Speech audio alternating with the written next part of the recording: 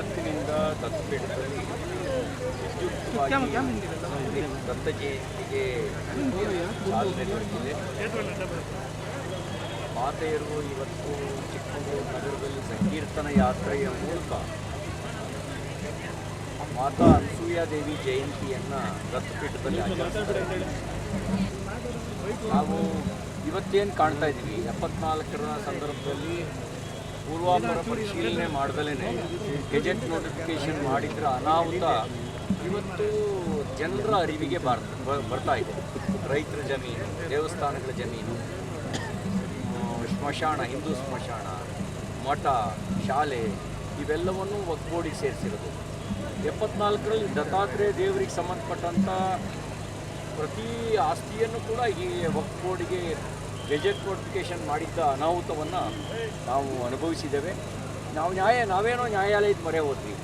ಭಾಳ ಜನರಿಗೆ ಇದರ ಅರಿವಿಗೆ ಬಂದಿರಲಿಲ್ಲ. ಹಾಗಾಗಿ 74ರ ಗೆಜೆಟ್ ನೋಟಿಫಿಕೇಷನನ್ನು ಪುನರ್ ಪರಿಶೀಲನೆಗೆ ಒಳಪಡಿಸಬೇಕು.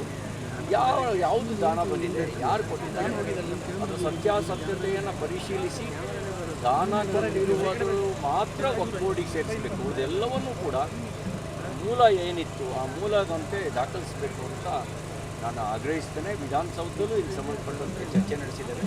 ಮತ್ತು ದರ್ಗಾ ಬೇರೆಯೇ ಇದೆ.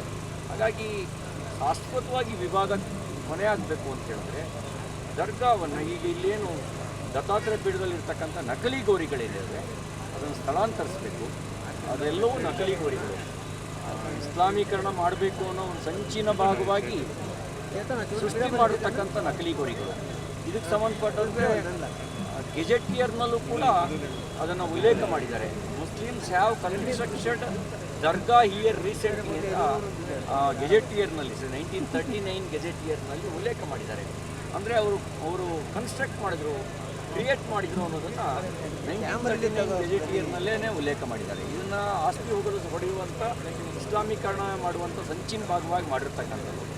ವಿವಾದ ಶಾಶ್ವತವಾಗಿ ಬಗೆಹರಿಬೇಕು ಅಂತ ಹೇಳಿದ್ರೆ ಬಾಬಾ ಬುಡನ್ ದರ್ಗಾಕ್ಕೆ ಎಲ್ಲ ನಕಲಿ ಗೌರಿಗಳನ್ನು ಸ್ಥಳಾಂತರಿಸಬೇಕು ಅಂತ ಆಗ್ರಹಿಸ್ತೇನೆ.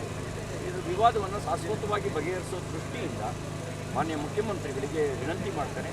ಈ ಒಂದು ಹಾಲಿ ನ್ಯಾಯಾಧೀಶರ ಕಮಿಟಿ ಮಾಡಿ ಅವರೆಲ್ಲ ಮುಜರಾಯಿ ದಾಖಲೆಗಳನ್ನು ಪರಿಶೀಲನೆ ಮಾಡಿ, ಕಂದಾಯದ ದಾಖಲೆಗಳನ್ನು ಪರಿಶೀಲನೆ ಮಾಡಿ, ಗೆಜೆಟಿಯರ್ಗಳನ್ನು ಪರಿಶೀಲನೆ ಮಾಡಿ, ಪುರಾಣ ಕಥೆ ಇದಕ್ಕೆ ಸಂಬಂಧಪಟ್ಟಿರೋದನ್ನು ಕೂಡ ಪರಿಶೀಲನೆ ಮಾಡಿ.